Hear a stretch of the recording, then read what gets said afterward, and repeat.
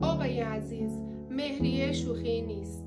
چک سفید امضاست. الان همه زنها به حقوق خودشون آگاهن. دیگه مثل قدیم نیست که بگی مهریه رو کی داده و کی گرفته. باید بدونید که مهریه فقط یک وعده یا یک عدد روی کاغذ نیست. زن هر زمانی که بخواد میتونه مهریه‌ش رو مطالبه کنه. مهریه حق قانونی و شرعی زنه، نه یک بدهی قابل فراموشی.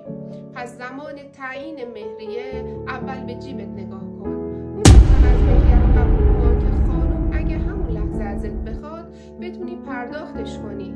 چه بسیار پرونده هایی که خانم دقیقاً چند روز بعد از وقوع عقد میره مهریه‌اش رو به طور کامل اجرا میذاره.